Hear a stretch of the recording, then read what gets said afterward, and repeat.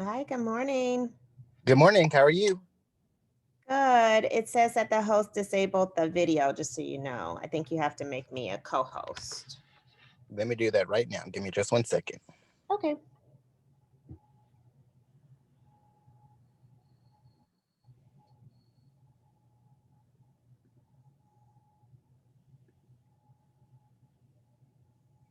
All right, I've changed you to a co-host. Great. Good morning, everyone. Good morning. How are you? I'm well. How about you? I'm good, thank you.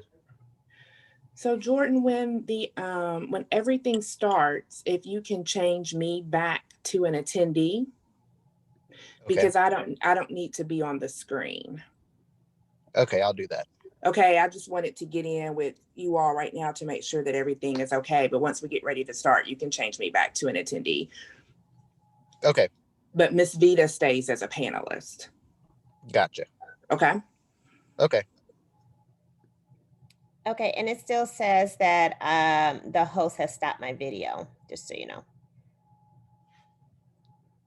I don't know if I have to be host or... Yeah, I think it's saying that for all of us, Jordan.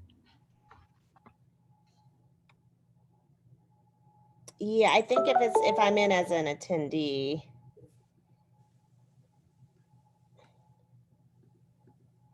I can share my screen though, but I just can't show my video. Give me just 1 second. Okay.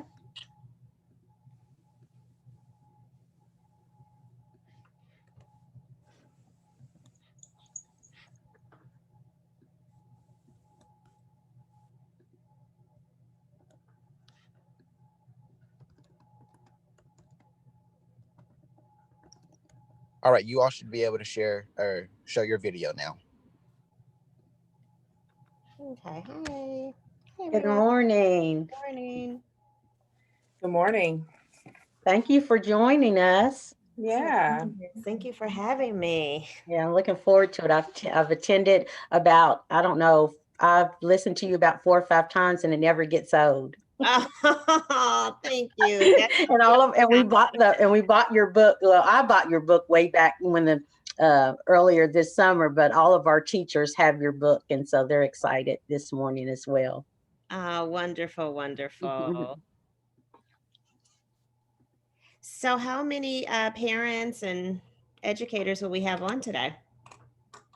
I'm not sure. Usually, on any given Saturday, of course, there are about 300 boys that we have. So all 300 boys and their families have been invited. So we'll see who shows up. But so there's usually, I think the last time we had our spring into BMW in the spring, there were probably two, 300 participants Nice. on. So Wonderful. we'll see on this January morning. I Mhm. mean, our boys and parents are up, but And where are you at? we're, of course, in Lexington, Kentucky. Oh, everybody's in Lexington. Yes, Okay. everybody's in Lexington. Yes. Okay, wonderful. Let me, I'm just going to share my screen just to make sure it looks like it was fine. Just to double check. Yeah, it looks good. Yeah. All right, great.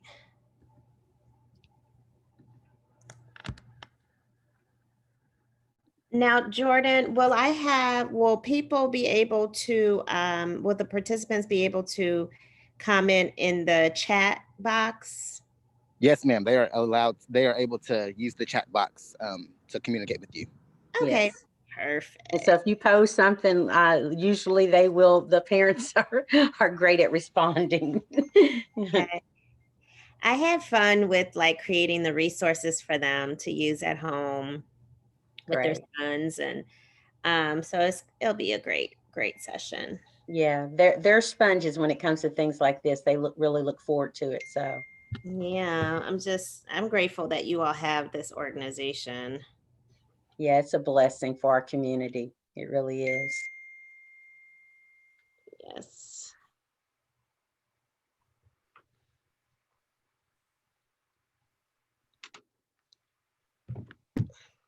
So what have you been up to Me? other than this and the pandemic? I mean, what has been your focus? I don't know. Sometimes I have to ask, what have I not been up to? Me, know, exactly.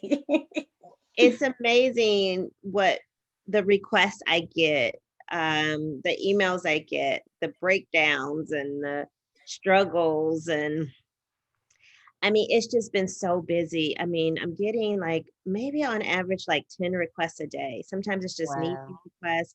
Sometimes they just want someone to talk to. Mhm. I'm still training about over 1,000 teachers a week. Okay. Okay. So, it's been Well, about I'm 10 sessions.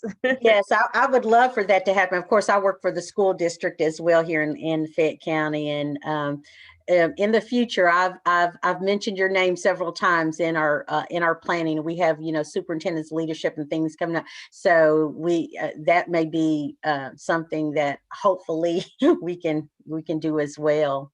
Yeah. So I'm starting to schedule right now for this summer. Like That's Chicago wonderful. wants a whole district adoption, so that's going to be huge. Okay. I'm Um, glad you said you're planning for summer. I'm going to get them on that because that's in the summertime is when we have our superintendent's leadership institute, and we're always looking for dynamic people. yeah. Yeah, I'd love to.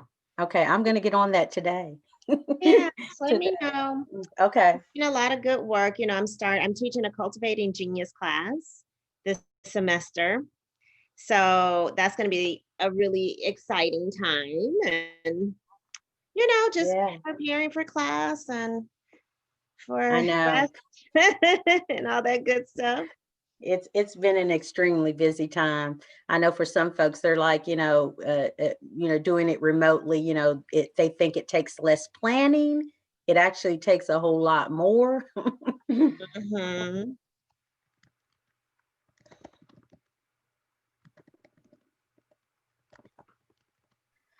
All righty, we're 9 minutes out. I think just to get started. So Glenda, immediately following, we're just going to jump on the parent meeting. And you're running the PowerPoint and all that good stuff. Are you there?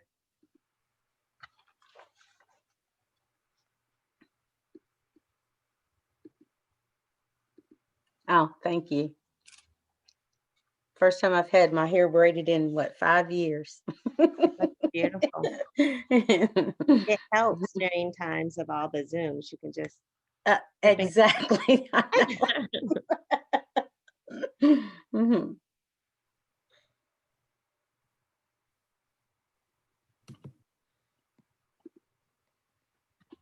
Good morning, Dr. Cleveland. Good morning, ladies. How you all doing?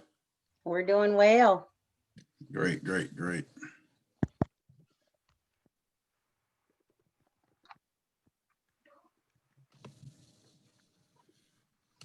So Vita, when we go back to school? August. Exactly. Well, you saw the numbers this week, and they're supposed to make the decision for the next 2 weeks so I know not the month of January. and then they're saying our vaccines are coming sometime maybe late middle to late February. So I'm saying let's get vaccinated. So we'll see. They've got that matrix, so that's supposed to be our plan. Morning, everybody. Good morning. Dr. Muhammad, we are so excited to have you today. I'm so happy to be here. Thank you. We're going to give away some of your books today, and Miss Stewart, who's who runs one of our sites, she's going to do a book study with you. So we're real excited to get you on today, and hopefully we'll get to bring you back in person. Yes, I would love that. Yeah, I was telling her for SLI, it would be great to have somebody dynamic. Is exactly what we need. Yeah. In our district, exactly what we need. We'll bring her for the district and then do something for BMW and parents. You know how we are. We like to partner. I'm gonna call Sharonda today and tell her to get on the bookings. Okay. Mm-hmm. Are you all gonna have that in July? Probably, Vita. I'm thinking one of the things is everybody keeps saying we everything that Manny started, we want to continue that, and that was a way for our district to come together. So I think just to honor his legacy, definitely. Oh, okay. Yeah, I think that's a great idea. Great Mhm. idea.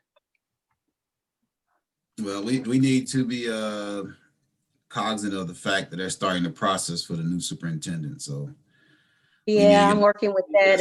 Are Yeah, you? yeah. Yeah, just helping with the community input, of course, around, family and community engagement. Yeah, it's the nominations for the committee went out, a couple of days ago. And so I think Monday or sometime next week, voting on who serves on the committee and so forth. So. Do we have some African American representation in that? You can self-nominate and nominate. So Okay. we're in the nomination phase. So that went out, like I said, what Wednesday or Thursday evening went out the call for nominations. I don't Okay. know if you know, Dr. Muhammad, but our superintendent passed away was it December? Yes, Mhm. yes. Oh, Um, The um, first time we've ever had an African American he was, superintendent, yeah, wow. yeah, 49 years of age. yeah, Wow, so young. Yeah, yeah. He was dynamic. he really was, and so creative, and Yeah. just, Mhm. and he was one that truly believed that all children could learn, and he didn't care what it took. Well, like I said, he Just wasn't make it afraid to. He wasn't afraid to call what it was. So right. that's the main thing. And he would come on Saturdays to BMW and volunteer. He would be here today, on Zoom, because he has a son in the program. Mm. Sounds like a beautiful type of leadership that Yeah. all districts need. All right, you letting people in here? Well, we need to find another sister or brother for. I'm down with it. Yeah, I'm all the way there. It will be hard to go back. You got any Yeah. people? You got any people in your on your staff? You got Yeah, we're doing superintendent, national Dr. search. Muhammad? There's good folks out there Okay. that recruit. They have a recruiting firm that they're going. Yeah. Oh, are they? Okay, good. Mm. I always wonder who's on those recruiting firms. Who do they look like? Right. Well, I mean, just to insight is kind of what they use to kind of gather that's what they're proposing. We'll see what happens. Okay. I see they're coming in.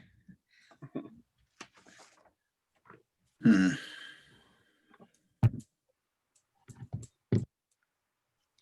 Dr. Cleveland, did you hear back from those folks at Elizabethtown? I did not, but I got a distressed email from Paducah?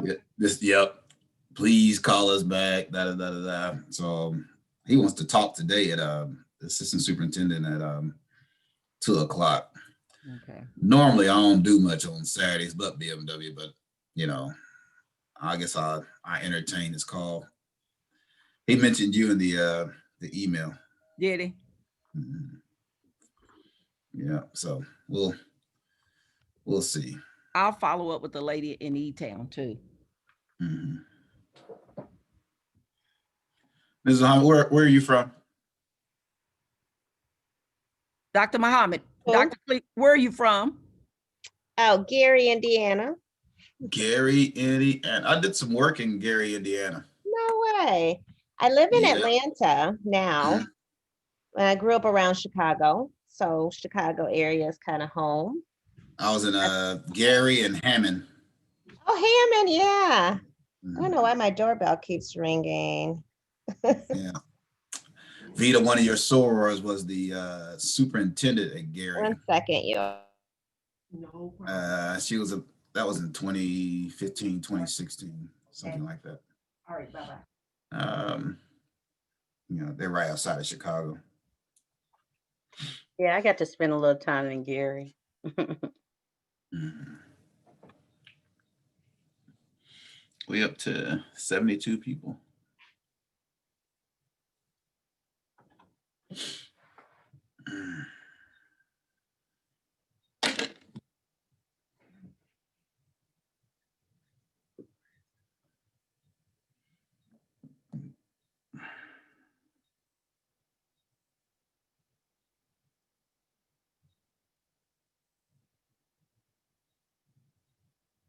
Good morning, Dr. Cleveland. How are you? Double G, what you up to? Not a thing. Looking all sneaky. What you that sneaky grand? I don't know what you up to over there. Not up to anything. Oh no, I saw you. You doing all right? I see you. You hurt one of your wheels. I did. I'm getting around though. I saw that picture on Facebook. I was like, what did she do? I said, know, we didn't have any right? snow or ice, I don't think. Well, we did one time, but I was like, she must have fell or something. But it's like you back. So it looks like we have attendees You'll have on the webinar right now. Mm-hmm. Let's see. I'm going to put you all on mute. We've got parents who are joining the parent meeting instead of the webinar. So I'm on 2 Zooms and trying to tell them to join the right one. So okay. No problem.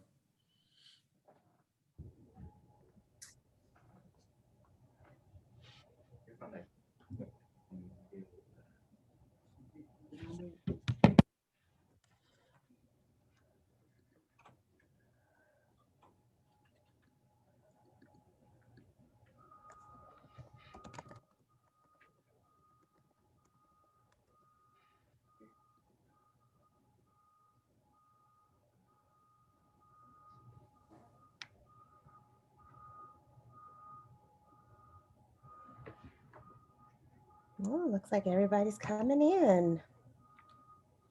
They're a little slow, but they come.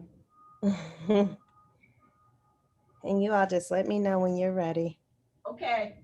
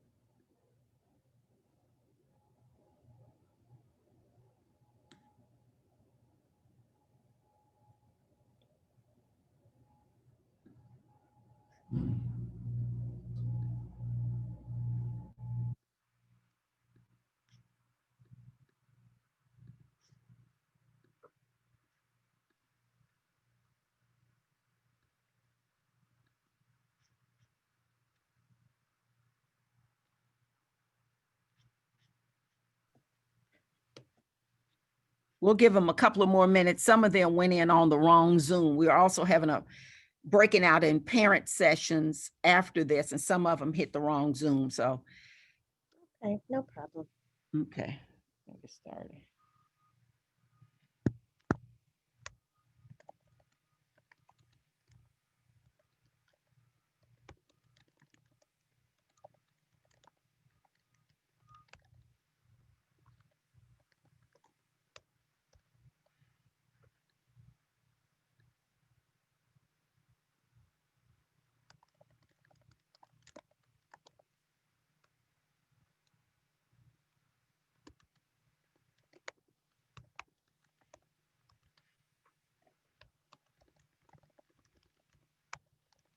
Glenda, are your parents back in? Are they coming in? Yes, ma'am. So Okay. I had about 10 in mind and they've left and they should be joining this one. Okay. All right, good. Good morning, parents. And to all of our young men, we are excited to kick off and start fall back into BMW. Let me say I'm so appreciative to all the parents and the young men who have come on Zoom with your particular age group all this year. I mean, 2020, and we're now ready to kick off 2021. And please know, we are here, parents, to help your son to be successful in this online. We know it's different. We know it's challenging with the online learning, but we're going to make it and we're going to get through this. And we want to make sure that none of our young men fall behind during this time. Let me thank Dr. Cleveland, who's been helping with our middle school and high school sessions, and then our elementary folk, pre-BMW preparatory, Miss Glenda George and Mrs. Vita Stewart, who oversee that area, and to all of our teachers and staff and tutors who have helped. We just say thank you. So you all know that if we were in person, we always bring in a national speaker or someone to help motivate our parents as well as our students. And a couple of months ago, Ms. Stewart and I were blessed to tune in to what's called COSBOC. And COSBOC is an organization on educating Black males. And so she and I tuned into a session, and we participated in a session, and we heard a dynamic speaker by the name of Dr. Goldie Muhammad. And as soon as it was over in the afternoon, I called Miss Stewart and I said, Miss Vita, we got to bring her here. And she said, go for it. And so I immediately reached out to her office, and we were blessed that she was available today to share with us. She's doing it today on Zoom, but I told her when we were talking earlier, we hope to bring her back here and let her do something in person for all of our parents and their sons. So let me give you a little bit of an introduction. Dr. Muhammad is a leader who strives to shape the national conversation for educating youth that have been underserved. Currently, she's an associate professor of language and literacy at Georgia State University in Atlanta. She serves as the director of the Urban Literacy Collaborative and Clinic.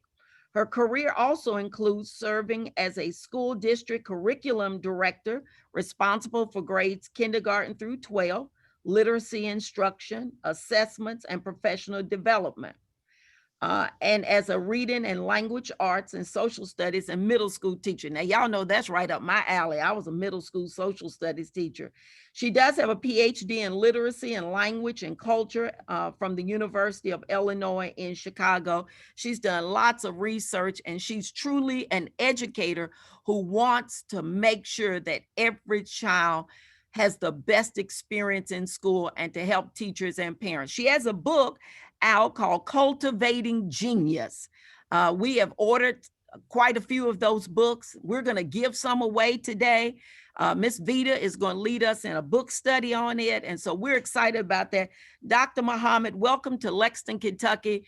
You can now take over and just share with us and help motivate us today, our parents and our young men who are on. Thank you so very much for sharing with us today. Thank you. What a beautiful introduction. Thank you for the invitation. Thank you all for just doing this work in the world. I mean, it's so important. It's so needed. It's like you all are like a model for every other community. They need this kind of support. Parents need this kind of support in so many different areas. So I want to say thank you to the leadership. Thank you to the parents and the educators who are on. I'm going to go ahead and share my screen so we can get right into it. It's going to be really dynamic and engaging. I got some good stuff for y'all today, this morning. Okay, so I'm entitling the talk, Cultivating Genius and Joy at Home. With our beautiful, genius, brilliant Black boys, our Black sons. And you'll have a copy of the slides as well, and which has a lot of great resources for you. I'll be talking from my book, Cultivating Genius, a bit, which looks at a model for education that's grounded in Black history, Black excellence.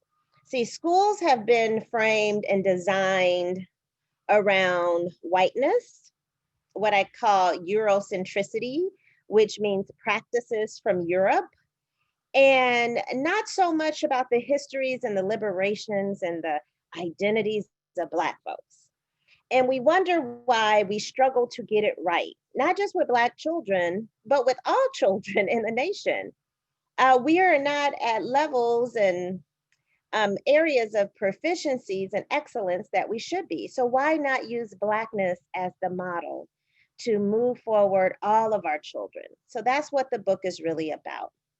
So first I wanna do a quick check-in. We have about an hour together and we have a lot of resources. So I'm just gonna do a few seconds per question. I want you to respond in the chat any kind of way you like to answer each of the 5 questions. We're gonna do one question at a time. Question number 1 is, how's your heart? How's your heart doing this morning? Add to the chat. It's good. It's good. It's good. It's great. It's heavy and hopeful. Yeah. I mean, it's still stuff going on in the world. The unevenness, the pandemic, the racial violence. Good, grateful, and thankful, blessed, all beautiful things. And it can be stressful and blessed at the same time. It can be stressed and blessed, right? Because 2 things can be true at once. Centered, grateful, okay, beautiful. Let's move to question number 2. What do you like most about your Black sons or about Black boys? Tell me about them a little bit. What do you like best? Question number 2, their intelligence, their ambition, their kind heart, their genius, authenticity, yes, their loving spirit, their passion, their love for music, they're funny, engaged, industrious, unique, strong, energy, yes, yes, yes. And this is how we should always start their stories, with all these things. Curiosity, their smile, resiliency, their innocence, yes, yes, yes. Name what we're going to talk about schools and how to advocate better for our children in schools. Name one problem. I'm very intentional about the word problem because there's a lot of problems in our schools. Name one problem you have with our schools or our classrooms. There might be a lot of things that are going right, but what's one issue that we need to face? The lack of diverse teaching staff, the stereotypes, the implicit bias, lack of communication. It's not really engaging. We say we have unmotivating children, we have unmotivating curriculum. Not enough teachers of color, intelligence, the lack of, right? Lack of understanding. Okay, we're gonna talk about these things. Let's move to question number 4. What's the last book you read to or with your son? What's the name of the book or the article or whatever text it is? Harry Potter, the Bible, Who Moved My Cheese, How to Become a Doctor, Becoming Muhammad Ali. You know, fun story. Who said that? Was it Elijah? Or Elton? Muhammad Ali gave me a kiss right here on the cheek when I was 10. So just a little fun fact for you. What else? What else are you reading? A book about Kwanzaa, Dream Chasers, the Miseducation of the Negro. All right, you're getting right into it. And what's one thing you want to learn today? We're going to talk about education, literacy, particularly how to engage with our sons at home when it comes to literacy and cultivating genius and joy. But is there something that we want to learn? Because I'm hoping toward the end, we'll have some time for questions. What do you want to learn? How to motivate my sons to love reading. I can help with that. Navigating the education system. I can help with that too. How to make reading more enjoyable. How to inspire hope despite obstacles. Am I doing right by putting him in a primarily white school? Yeah. You know, when there is not a balance, if the schools are not teaching him his history, his identities, and all these things, if they remain in those schools, it needs to be some kind of balance of programs or teaching at home, especially to navigate that school better. So we'll talk through that. How to help change the system to benefit our children, how to be fearless. Yes, the curriculum. Okay, wonderful. I'm going to try to talk through these questions. I have to be really smooth and quick with it because we have a short time together. But what's needed? How do you advocate for your child? How often and what should you read and write with your child? And how do you cultivate this thing of genius and joy to motivate them? I want to start with this excerpt here. I'm writing this autobiographical account so that others will come to know my journey from freedom to slavery to freedom again. Many would claim to know Phyllis Wheatley, but only I can relate to the past narrative of my life. But where do I begin my story? The writer says. Do I start with my despair, with my triumph? Do I start with my life as an African child or my sufferings on the slave ship? Shall I begin with describing the first time I wrote a complete poem and tell the sweet joy that flowed through my body? No, I shall begin with what I see shimmering in front of me. Now, this comes from a historical fiction book about the life and times of our beloved Phyllis Wheatley. But what I see shimmering in front of us is all the things that you all said that you love best about Black boys. The genius. See, I would go around the country and I would ask teachers of your children to tell me about their Black students, their Black boys. And I would hear deficit things. They're unmotivated. They can't read. They hate writing. Their test scores are low. They have bad negative behavior. See, it was anything but creative genius. It was anything but who we really are. See, the truth of the matter is, Black people have always started with genius, from using hair maps, a hair braiding to signify mathematics and semiotics. See, back in the day during times of enslavement, they would hair braid maps and direction and signals and symbols into young Black women's and girls' hair to signify direction toward liberation. Can you imagine coming up with that during that time of enslavement? That's genius. See, we would use songs to speak to hidden messages and hymns and spirituals like the song Go Down Moses. And when you heard that song being sung or heard, you knew that Sister Harriet Tubman was nearby. And if you wanted freedom for yourself, you could have it. That is genius.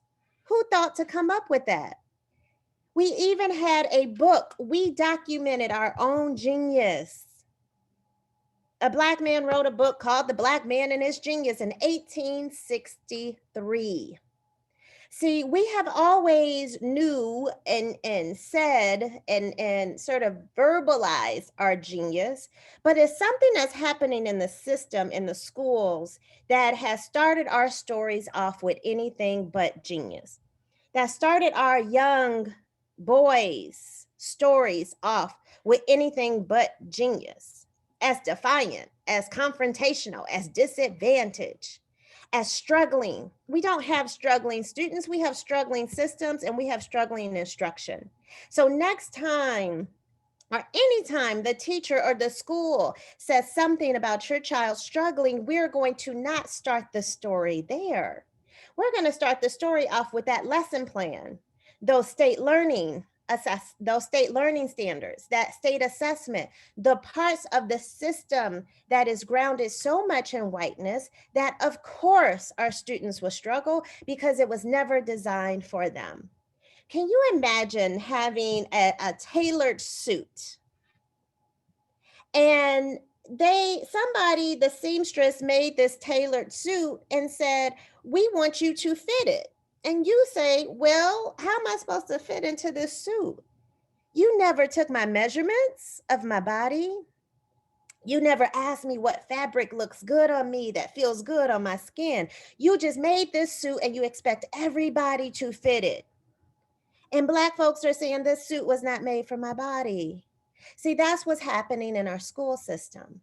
We have tailors and seamstresses that have been designing clothing and fabric and things and curriculum and instruction that was never measured of our Black boys. It was never like made for their bodies, their minds, their histories, their spirit. And we have to stop the story. If we hear these types of words, we have to disrupt it. Now, if we go back, I want to just tell you really quickly of how we got to where we are today.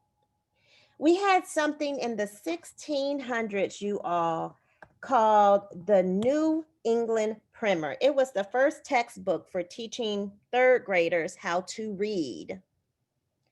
And the book was supposed to be so-called Christianity, because as we know what Christianity really is not oppressive like how it was promoted in during these times of the 1600s.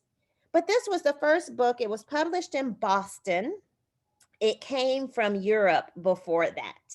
Now, I'm a historical researcher.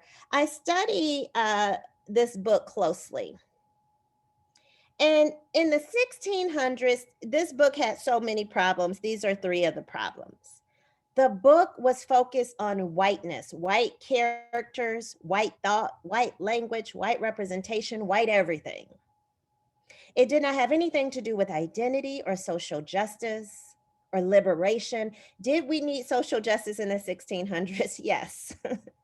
The primer did not provide opportunities for youth of color to see themselves, to know themselves. Look at these three problems and think about your child's school system. And most of all, the primer only taught skills, skills, skills, skills. Black people are not a skills only people. We believe in reading the word and the world. We believe in also understanding our identity as we're cultivating skills. But if you think about these problems, is this the same problems you are addressing in your schools today? And if you are a student, if you're a child listening, you can answer that question too. Is the curriculum still mostly grounded in whiteness, white characters, white? And I'm not talking about they add a character of color. That's tokenizing culture. Does your curriculum, your child's curriculum, focus on social justice and anti-racism and disrupting anti-Blackness? Or is it the same from the 1600s? Because when I'm in Georgia right now, in Atlanta, I'm a professor at Georgia State University. And when I study the standards, have you ever studied and just took a look at your child's learning standards? These are the kindergarten standards for social studies in Georgia. What do you notice about these standards? What's there? Is it genius? Does it feel more like the New England Primer? Because I see whiteness, whiteness, and more whiteness. I don't see a diversity of holidays, of people, of concepts, of places. I noticed right away that as a kindergarten student, the goal is to identify. To identify something alone is not genius. That just means you can point to it. To critique is genius. Where is Indigenous Peoples Day? Why is Columbus Day still here? This feels like the 1600s. Where are the American symbols that are Black, that are Indigenous, that are Latinx? See, if we don't become smarter, if we just accept anything the schools give us, we are perpetuating this cycle that started with the New England Primer. Because the educational system is largely absent of Black histories, Black identities, Black literacies, and Black liberation. And if the standards are absent of it, the curriculum, if there's no teachers of color who are doing this work, no conscious teachers who are doing this work, that means that they are doing implicit harm to your child. Implicit harm means that it doesn't say this curriculum is only for white children, but it says it implicitly, and that's harmful to your sons. Explicit harm is when you have a teacher who plays a slavery game or something like that in the classroom, because we see that happening in schools too. Like this, that happened a couple years ago. When you track the racial trauma in schools, we have teachers around the country who are still having opt-out forms for Black History Month, who are still having students write funny captions under pictures of enslaved Black women. Ain't nothing funny about that. and who are still having slavery games. But parents are resisting, just like this excerpt in King Jordan, where he writes in his journal as an elementary school student, "Today was not a good learning day. I wanted you not talking," is what he's saying to his teacher. "You said something wrong, and I cannot listen when I hear lies." King Jordan is a young Black boy who is trying to teach his teacher. My mom said the only Christopher we acknowledge is Wallace because Columbus did not find the country. The Indians did.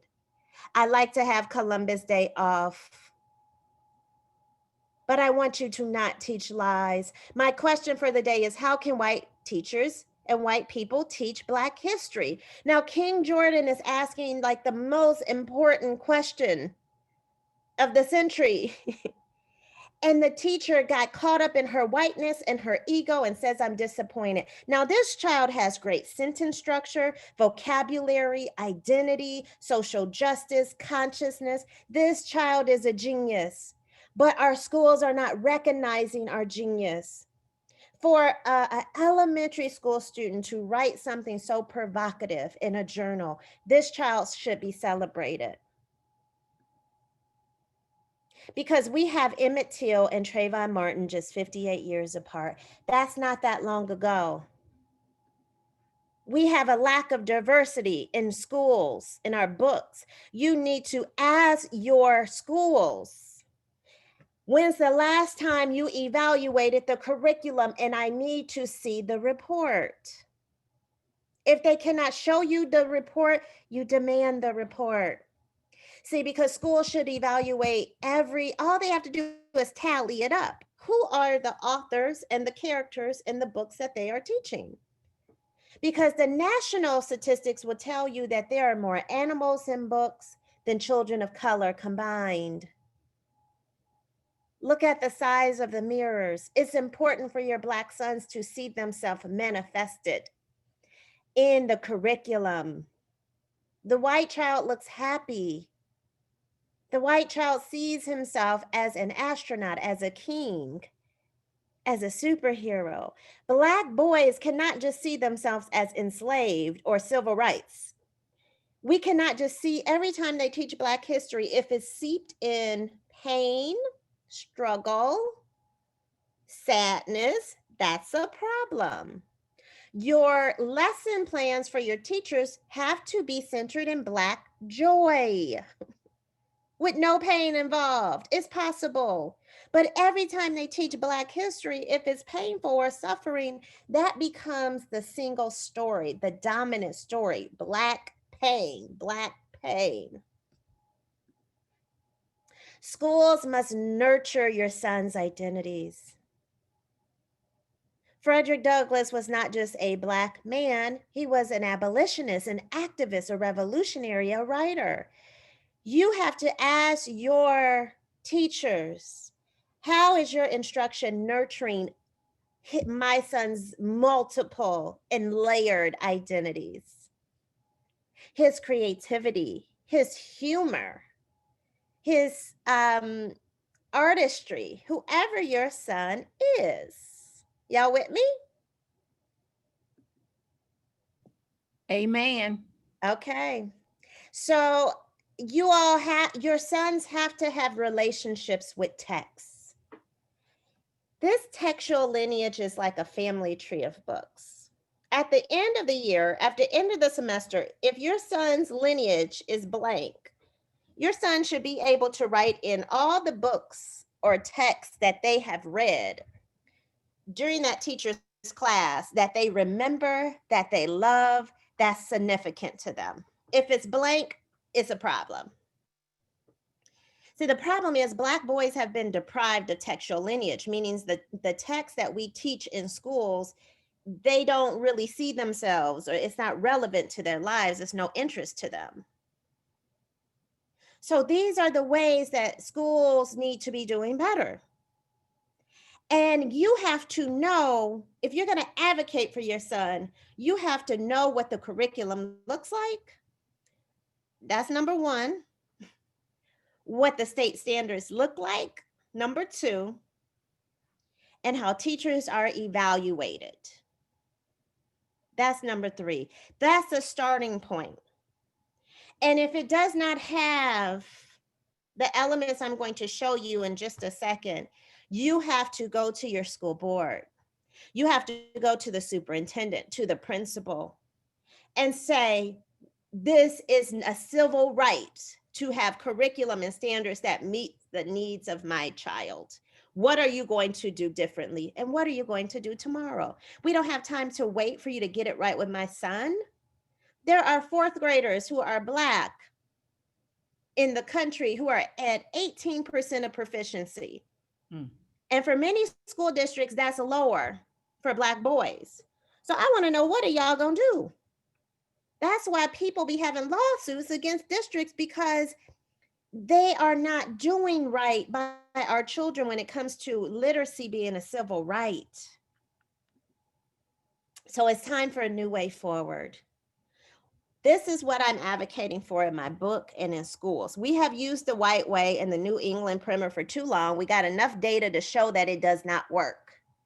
So I studied Black literary societies. I studied these book clubs, which started by Black men and Black teenagers in 1828. And this became like a roadmap for me, a guidebook of what all schools need to do. Now, many of you may be familiar with like sororities and fraternities. This came before sororities and fraternities. But these were like abolitionists. They came together to read, write, and think, and to build a better world. And they had 5 goals or pursuits for their learning. If your school system does not have these 5 pursuits, you need to push them back and say, look, this is what historically Black people needed. This is what my Black son needs today. I want to make it very clear. And this is being recorded so you can go back and use the same language. How you ask the teacher, the principal, 5 questions, you all. Question number 1, how does your curriculum and instruction for my son help to nurture and cultivate his identities? Starting with his racial identity. That's question number 1. How does your curriculum and instruction nurture the proficiencies and skills needed for math, science, social studies, ELA? That's question number 2, skills. Question number 3, how does your curriculum and instruction nurture and cultivate his intellectual growth? See, because some schools are only teaching skills and worksheets. That is not intellectual growth. Question number 4, how will your curriculum and instruction nurture and cultivate his criticality? Criticality is his understanding of equity, how to navigate racism, power, marginalization. This is helping your child to be woke. That's what schools should be teaching him, to be woke. They really should be teaching it to the white children, but they should be teaching it to Black boys too, so that they understand who they are and love who they are and how to navigate racism in the world that they may experience. And number 5, how is your curriculum and instruction cultivating and nurturing joy, beauty? If every time you show that Black child Black pain, how is that joyful? Just ask your schools those 5 questions. And if they can only answer the skills one, they got some work to do. And you're going to ask them that every week until they write different lesson plans for your child. Now, if you don't come back and check in, they're going to keep doing the same things. So these 5 things can be understood with this simple poem by Langston Hughes. The night is beautiful. So are the faces of my people, he said. The stars are beautiful. So are the eyes of my people, he says. Beautiful also is the sun. Beautiful also are the souls of my people. Now, if I was a teacher, I could teach this poem K through 12. Identity. Your sons will know that they are beautiful as Black people. That's what the teacher should be teaching. How are Black people beautiful? It's not like how are Black people enslaved every single time.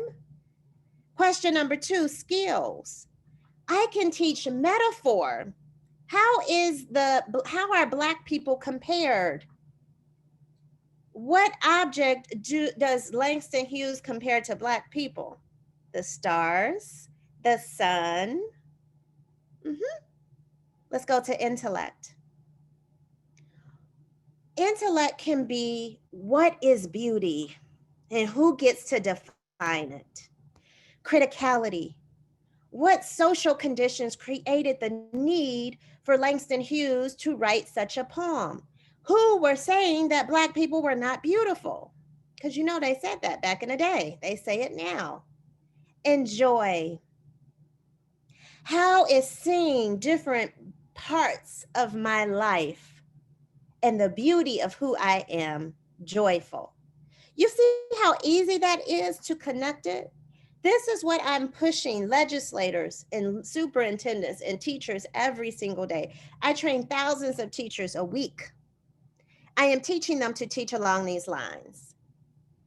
And I want you to use the Brownies book as a teachable tool, because the Brownies book was a children's literature magazine in 1919 and 1920 that started from W.E.B. Du Bois.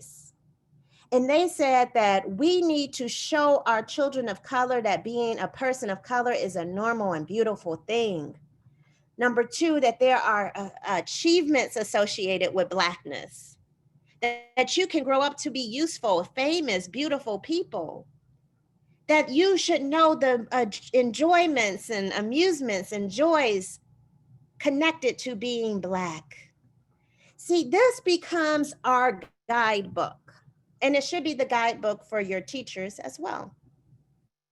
All right, so now I'm going to get into the strategies you can do at home. Y'all ready? Now I'm going to go through these kind of quickly because you'll have a copy of all of these lesson plans. The first thing I want you to do is engage and read aloud stories together. I don't care if you have a 12th grader or a kindergarten son. They are engaging, it's for all grade levels, and it can be used to cultivate these 5 areas. This is number 1, Because You Matter book. You can read this book with your child. And I put this together because and this book is free online. All these things I'm showing you are free resources online. And I want you just to read or listen to this book being read online and ask your son 5 questions. How do you matter? What is matter? When you think about science, you can search and Google these answers together if you like. What does it mean to matter? You don't have to have all the answers. Your sons will come to the answers. What do you do when somebody makes you feel that you don't matter? They need to be able to answer that question. And what are the best things you love about yourself? For joy. Let's move to another read aloud. It's called Nighttime Symphony. And I paired this with these images that you can find free online. Cab Calloway and Duke Ellington and their orchestra. Nighttime Symphony is about a book about a Black boy who listens to sounds of peace. You read this book with your son and you ask your son 5 questions. What noises give you peace? What's the story about? Because you want to make sure your son can retell that story. That's a reading skill. What is a symphony? What's the origins of the word symphony? What are the word parts to it? You don't have to be a teacher or a reading specialist to do this with your son. Why do we need sounds of peace in the world? And what kinds of sounds give me joy? And maybe you write a song together after reading this book. This is a story about Charles Henry Turner. I never heard of him until a couple days ago. He was a zoologist born in 1867. The name of this book is called Buzzing with Questions. Charles Henry Turner asked a lot of questions. He studied insects and ants and bees in particular. Your sons may want to study insects when they grow older or now. What do you want to know more about? What 5 questions do you have of the world? You have them write out their questions. That's a skill. Who is Charles Henry Turner? They're becoming smarter intellectual about who this man was, who he is. Why do we need to learn more about Black male scientists? Zoologists. How many Black male zoologists do y'all know? What gives you happiness when you learn about it? For joy. Here's another one with the book, The Undefeated, which is about Black lives. And what does it mean to be undefeated? What do you notice about the language? Identity. Who are some of the Black leaders you learned about? What do you think about Black men who served in the war when the country did not value them? That's for criticality. You can do this with older students or younger students. Why did Black people seek joy in times of resistance? Now, these are 3 places you can find. All those books are in this website called Sankofa Read Alouds. They have like over 100 books, all featuring Black and brown characters. You can go to the Coretta Scott King Book Awards, and then these are some picture books that features Black boys in positive ways. The next strategy I want to give you is videos. You don't have to read books. You can watch very short videos together. And it captures these same purposes. Here's video number 1. Martin Luther King spoke to a group of, I think, 7th graders. We don't hear him talking a lot to kids. But he says, in life, you need a good, solid, sound blueprint for your life. What is your life's blueprint? So you listen to the 7-minute video that I have already given to you, and you ask your son, what is your life's blueprint? You're really asking him, what are your goals in life? Then you have him write or draw out his vision for his life, for skills. You all study together, what is a blueprint? Why is it blue? Who invented the blueprint? What can keep someone from reaching their life's goals? Now, this can be a 20-minute lesson that you do at home. You got to do this work every week. If you leave it to the schools, all you got to do is put in 20 minutes a week. If you leave it to the schools, you all, they're going to be playing catch up in their life. And the more you do this work now, the more opportunities you get for free college education. For joy, draw a blueprint of your dream room in our house. Here's another video on the history of the Green Book. It's 6 minutes. It's cool. It's fun. It's about Black people traveling and splashing in the pool in the 1940s as a family. If you can pack a road trip for a city, where would we like to go? How did Black people experience racial violence in the 40s? What is the Green Book? Why is it green? How far is our city that we live in now from the town that our people are from? You start to have these engaging conversations. All you need is to click and play the video. All you need is access to the internet to do this. Here's a speech from Brother Malcolm. Ballot or Bullet is a very famous speech. Who is Malcolm X? How am I like Malcolm X? I want you to write your own speech and deliver it to our family about something that you feel is important. And I want you to have as the oomph and the charisma that Brother Malcolm had. Malcolm said we need to see more light about each other. What does he mean by that? That's very joyful. Where can you find videos? Vox.com. You can find Black speeches. There's like hundreds of them on this second website. And then you can find fun kid videos like for science in this website, Generation Genius. The next, number 3, read short stories together. This is really important if you have like middle school and high school children. It's engaging, it's for all grade levels, and it will help with our 5 goals. This is a book about a short story called Thank You, Ma'am. And you can read this story, which starts off with a woman walking down the street and a young boy, she's a Black woman, and she has everything in her purse but the hammer and nails. Y'all know our grandmas have everything in their purse and they be holding on to that purse. I don't care where they at, they ain't letting go of that purse. And so Miss Washington was walking down the street with her purse, and a black boy came and tried to snatch it. And he fell because she held on so tightly to the handbag. And when she picked him up, she shook him until his teeth rattled. And then something beautiful happens in the story after that, related to compassion. So you're asking your sons, after you read this story, have you ever showed compassion to someone? You're asking yourself, what do you think will happen next after she shook him so much that his teeth rattled? What is compassion for intellect? Criticality, what might the world look like with no compassion? And what felt joyful in the story? Here's another example from a 1920 short story called The Wishing Game. I got this from the Brownies books, the first literary magazine for children of the sun, or Black children. Who do you want to be tomorrow? Write your own lyrical story. This is a lyrical story. Who are the people named in the story? Why is it important to have people to look up to? And what do you wish for? The name of the story is The Wishing Game. I hope y'all are with me. And finally, you can just take beautiful images. This is from the website I gave you for short stories. And just show it to your sons. Show this to your first grader, 11th grader, and say, write a story.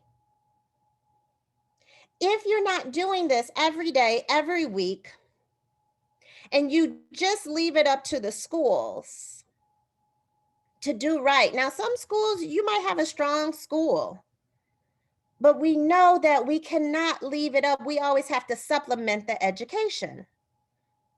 What story can you write from this image? Where do you find short stories?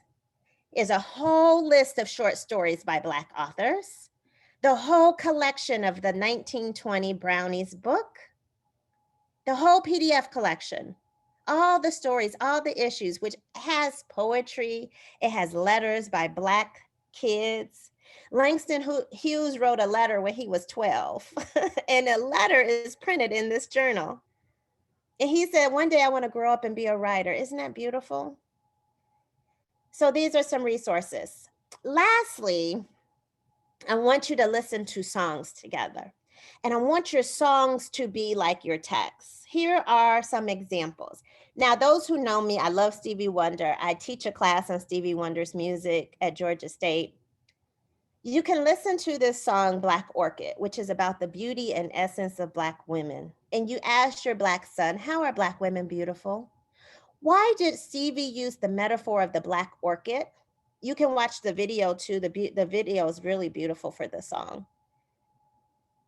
This comes from the album, The Secret Life of Plants. Stevie said, I don't care what y'all do or care. I'm gonna write a whole album on plants. Why are Black women important in society? What would the world be without Black women? Stevie has a song. This song was written by a Black woman. He sang it. Her freedom makes us all free. What does he mean by that? He also wrote a song in 1974 where the backup vocals were sang by the Jackson 5. You haven't done nothing. This is a song about protest. You engage your son in these questions about urgent need and protest. What's the meaning of protest? And finally, this is a song about hope. You read the lyrics together, you watch the video, you listen to the song. Black son, what gives you hope and happiness for our future? I want you to write a letter to your future self for skills. What is the robin bird? What does the bird look like? What are some characteristics of the robin bird? Do we really know about the robin bird? Why did he entitle this song Tomorrow Robins Will Sing? Why didn't he entitle it Tomorrow Blue Jays Will Sing? Tomorrow, eagles will sing. It's something special about the robin bird. Where can you find freedom songs from Black people? Here are some websites. You'll have a copy of all this, you all. You have a copy of the slides. You have a copy of the links. Lastly, I'll say this. If you do not unearth our Black joy, our Black history, our Black genius, our schools may not do it. They might continue just to teach Martin Luther King, slavery, civil rights, school segregation. You have to bring alive the beauty and the genius of Blackness at home. These are some 3 different websites you can go to.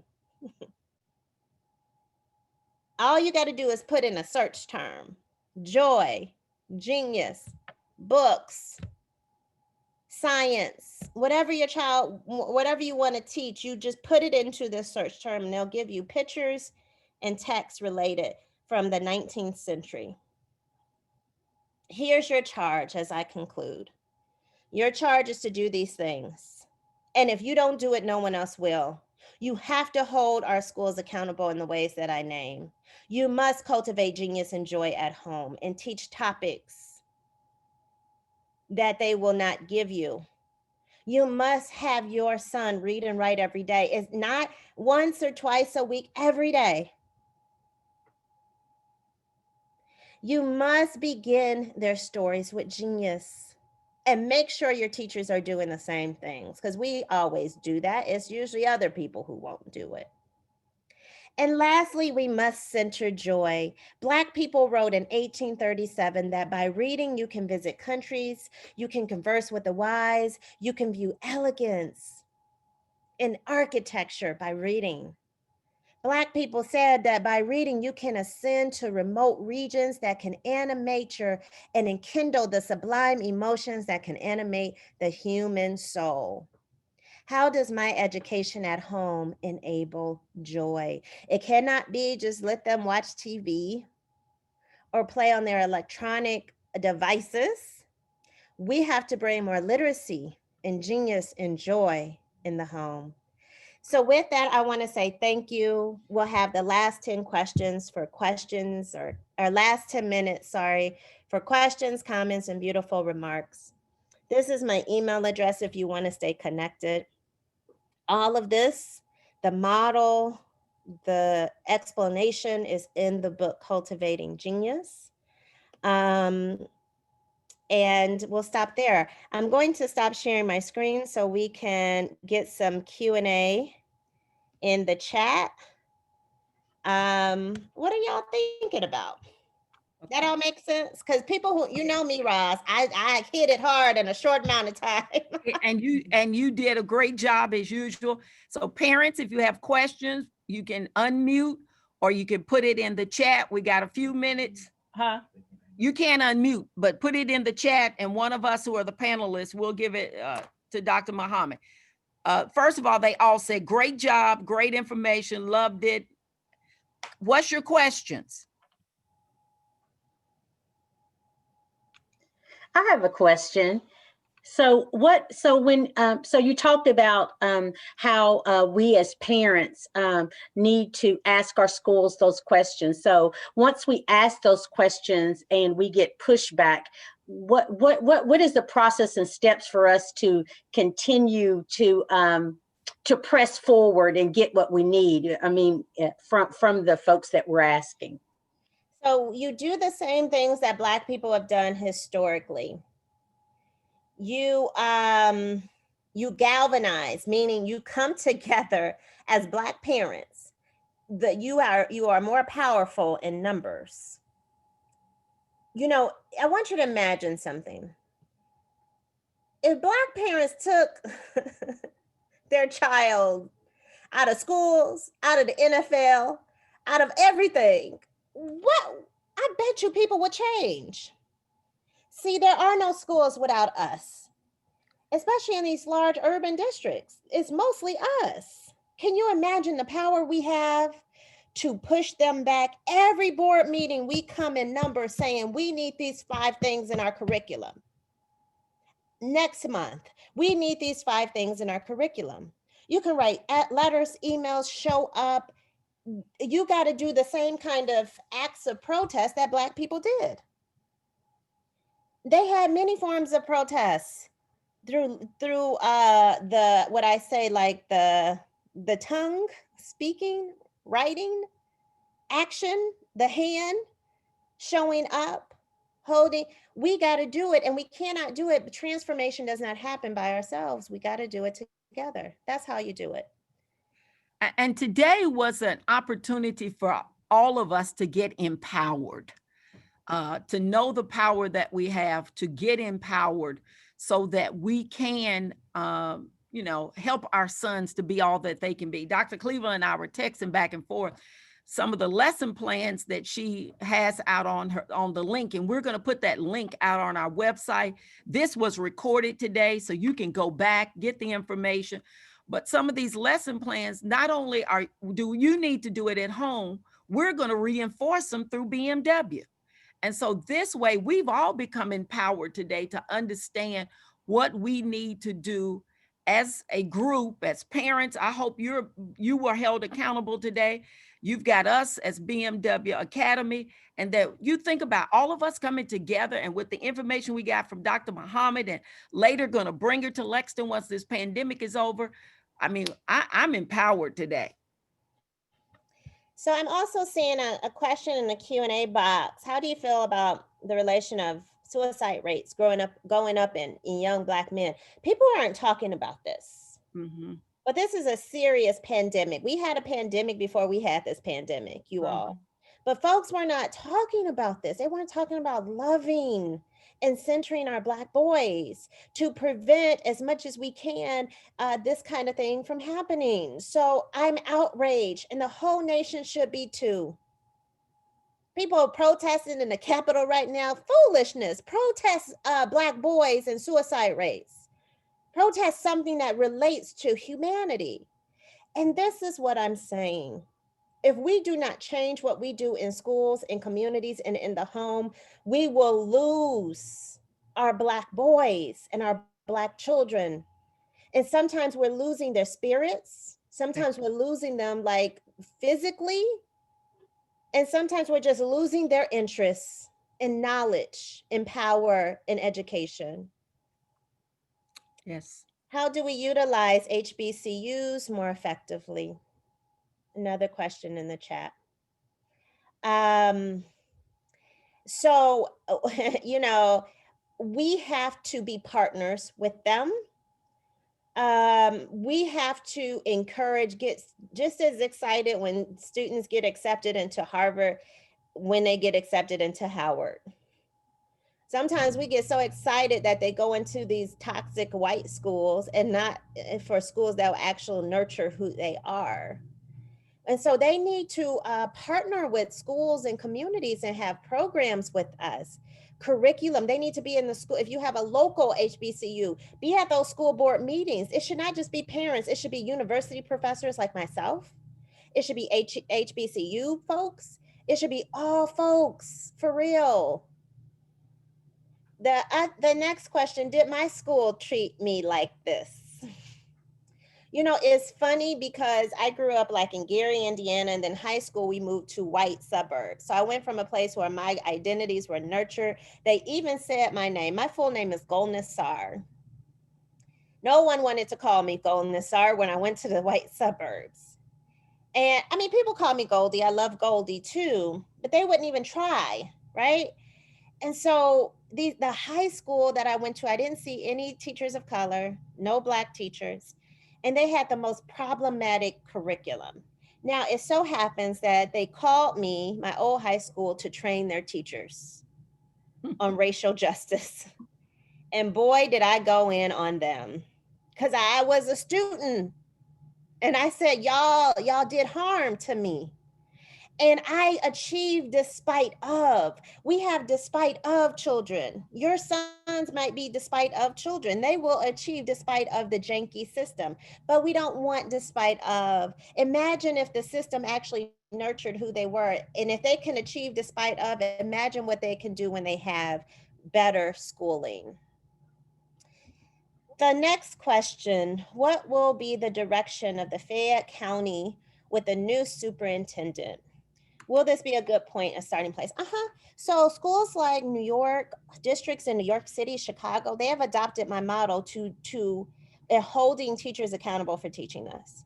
So the model was developed because I wanted teachers to have a practical model. Teachers are hit with a lot, and they have no clue how to include equity and racial justice into their lesson, most of them. A lot of Black teachers do, but some Black teachers don't either. And so that could be a good starting place, especially if you're in the interview committee. How will you, beyond rhetoric, change and add to the standards, the curriculum, the teacher evaluation of your county? That's a good starting place. Okay, y'all. Y'all got some information today. Y'all got some work to do. Yes, I got one more question. I'll go ahead and answer it. Could you talk about how current events can be talked about at the elementary level? You know, we have studies to show that students at elementary level, from birth to 7 years old, they recognize difference in race. They can handle talks about race and racism. You just have those conversations with them. You talk about fairness in society. You talk about stereotypes, false judgments. You simply say, is it fair that people are being treated this way? Some people are treated this way and some people are not. And you tell elementary school students the truth. They can handle it. Because if we shy away from talking about these issues, they'll be socialized to push them back in their minds as they grow into adults. All right, you all. I want to say thank you for listening. If you need more support, I'm going to put my email address into the chat. We can kind of keep the work going. And people are really responding to the work well. I'm really grateful for like 35,000 copies of the book being sold the first year. So people are listening to Black excellence, and that's a good thing. Well, Dr. Muhammad, you have certainly blessed us today, and we thank you. And we have some books. We want to support you. And we have some books that we want to give away today. So we have some questions from our staff to see who was paying attention. And so we're going to start off. I'm going to start off with question number 1. What was hair braiding used for our ancestors? Who was the first? Wait a minute. Who got it? Somebody's got a monitor. I think Eli Jackson was the first one. I'm thinking. Did we see Eli that? Jackson. Okay. Eli. We'll go back and make sure, but I thought that was the first. Let's see. Oh, y'all fast. Let's make sure. I'm not sure. Let's see. Okay, Miss VD. They came in so fast. I'm having a hard time go. But we'll go back through and we'll make sure. Let's see. Make sure. And then whoever it is, we'll mail you the book. Okay. Now, also, before I turn it over to Dr. Cleveland and Miss Vita for the other questions, we will put this link on the website. And so we'll put her link. This has been recorded. All of this, you can go back and get all of this information. Okay. So we'll put that. All right, Miss Vita, you next. Okay. So and I want to say that I've had my book for a while and cover years, Dr. Muhammad, but I made mine into a spiral to a workbook because I just need to use it all the time. And it has just been a great resource for me. So that's something that I did for myself. So I really appreciate your work. So for our next book, what famous poet did Dr. Muhammad reference with starting with what's shimmering in front of us? Y'all are good. You took my question, Vita. that was a trick question. All right, and we'll see, and we will get the winners. We'll have someone to go through in the chat to find out who answered first. EJ was that one. Okay, the next question. The next question I have. That's not the right answer. What was it? That's not the right one. I haven't seen the right answer in the chat yet. Oh, okay. All right. I have it. Okay. Yeah, Cassandra got it. Okay. All right. All right. Yes, we need the right answer. Okay. It was Phyllis Wheatley. Yes, my girl. That's in my heart. Yes. That's right. That's Corey's mom. Very good. Okay, you got book number 2. Go ahead, Miss Vita. Okay, the next question I had is, can you give me one, and it can be one answer of these, but so we'll take the first correct answer. What is the problem with the New England primer? There's several answers. We'll take the first answers. What was the problem with the New England primer?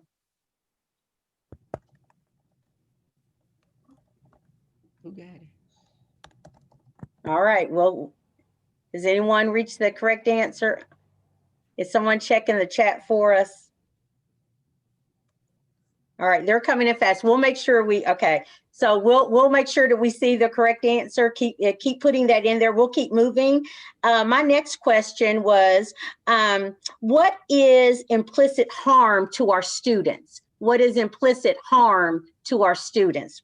What are some implicit harms to our students? We'll take the first answer.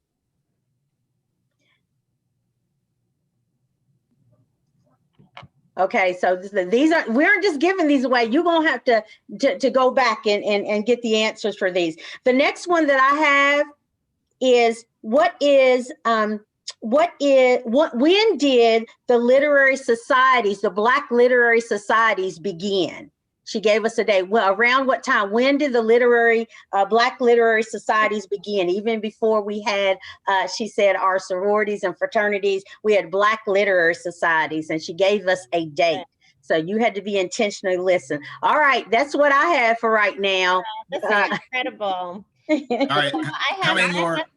Oh, go ahead. Hold on, guys. Let me just say this. I have to log off because I have another session. I have like 2 more sessions today. But these questions are so beautiful. Like, what a great thing to do. Look, y'all, I love y'all. And we're going to do this thing together. Yes, thank you. Log off. I know y'all going to keep going. And I love these years. It's like every year in the chat. Until next time, you all. Thank you all. Thank you. Thank you. Thank you. Okay, bye-bye. All right, Dr. Cleveland, you got 6, 7, 8, 9, and 10. Wow. Okay, let's get a little more personal with Dr. Muhammad. Where is she originally from? All right, somebody got it already. I already saw it. Yeah. Gary, Indiana. You got to have Gary, Indiana. Okay. Where does she teach? Where does she teach? What university? The answer's in there. Georgia State. Okay. What does she teach?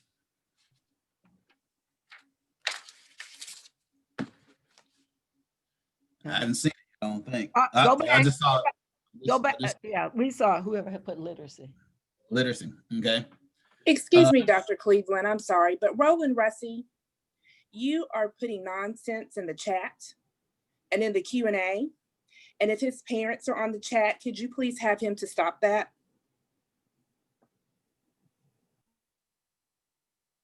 Thank you, Miss Glenn. Sorry, Dr. Cleveland. No problem. No problem. You know, thank you, Glenn. So she mentioned 5 areas that we need to focus on at home with our students. And so I'll give you a hint. The first one was identity. Dang, somebody put all of them in there. Somebody put them all in there. Woo! Exactly. Okay. I think, let me see if I have any more. Are we at 10? Okay, yeah, this one should be easy. She also mentioned, you know, so Vita talked about the African-American female poet, Phyllis Whitley, but she also mentioned a Black abolitionist in the middle of her presentation. Who was that? That should be easy, you all. I need the entire name. Yeah. There you go. There it is. All right. I think that's all I have. I think we got it. We got 10. Vita took all of my questions. All right. Well, great minds think alike, so it's all good. Parents, we hope you have been inspired, motivated by this presentation today. And listen, we need you to lock arms with your child's school, with BMW, because we want to make sure all of our young men are successful. So I'm gonna let Dr. Cleveland close us out. Miss Vita, you say something, and then Dr. Cleveland and Glenda, if you want to say something, please feel free to do so. And then Dr. Cleveland will close us out. Vita, go ahead and tell. No, I just want to thank all of you for showing up this morning.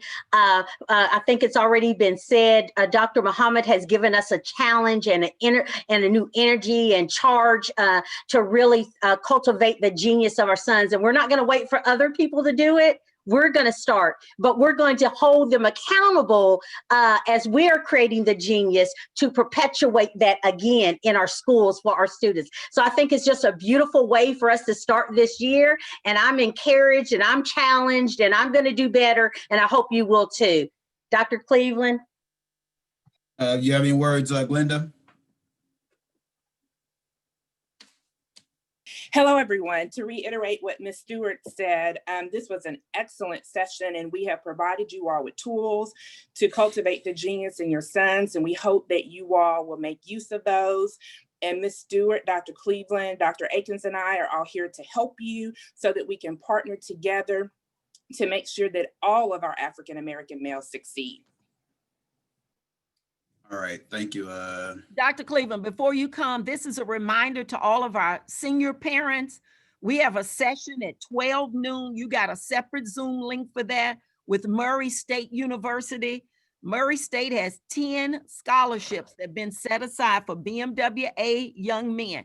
And so one of their staff is going to be doing a Zoom with all of our seniors today. So please make sure that you are on that Zoom at 12 noon. Thanks, Dr. Cleveland. Close us And out. for Yes, elementary yeah. students, Oh, we okay. also Yes. have a Zoom meeting that will start at the conclusion of this webinar. You all should have received a link to join that. And so we'll see you all shortly.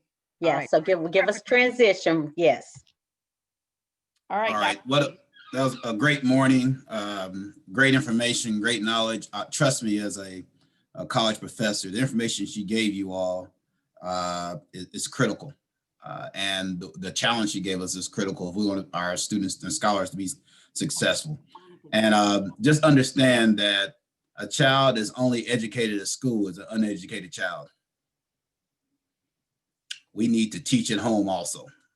And speaking of teaching, with all the virtual learning going on, I'm still concerned. I want our scholars to share with their parents and us anytime they're feeling any kind of angst, stress, or whatever it is, because these are different times and difficult times, and we want our focus not only be on academics, but the entire student, the whole child, and social emotional learning. So anytime there's any concerns or whatever, even outside of academics, you let us know and doing it. Because whoever raised the question about doing harm themselves and psychological, emotional concerns, things like that, raised the question in chat. That's real, and especially during this time. That I want you all to understand. Our only focus is just not academics. Our entire focus is on everything, the entire student and the whole child. So appreciate you all's time and work. Parents, I know we got to grind.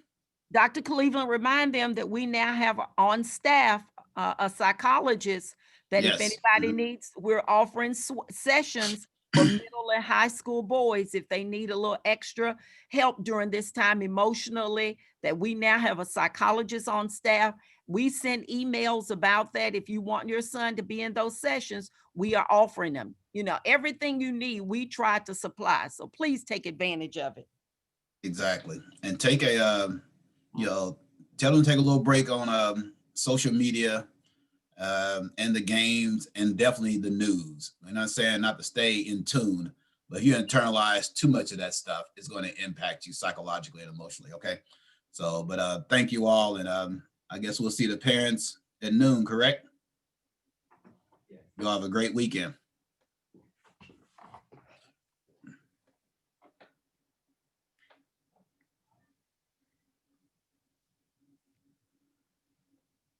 Jordan, how are we going to figure out who got these gifts? We're about to stay on and scroll through these chats. Okay.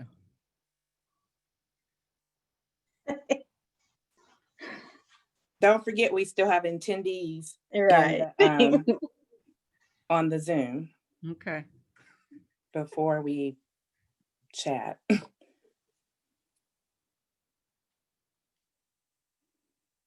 And I see parents now, Ms. Stewart, who are joining our parent meeting.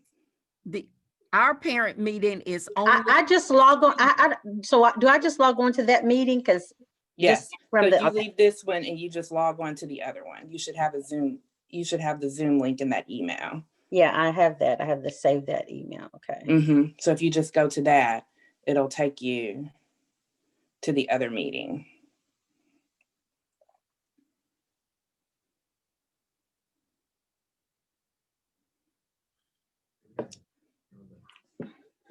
I don't know. Hey, Roz, can you put your thing on mute? Do you see it, Miss Stewart?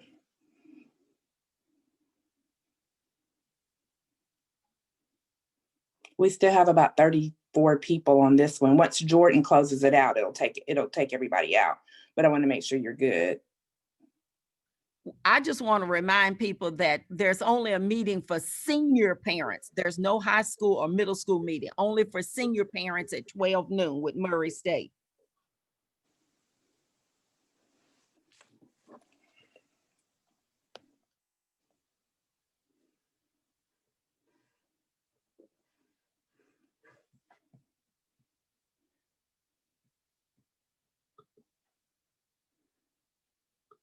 Miss Stewart, I'm gonna text you the link. Do you have it?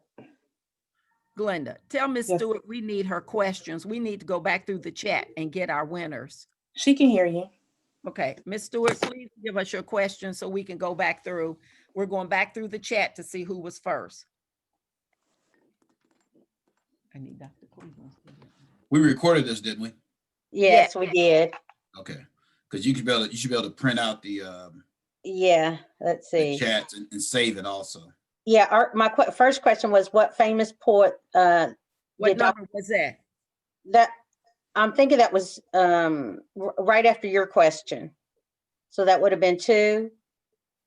Number 2 was answered. So what was your third one? What was the problem with the New England primer?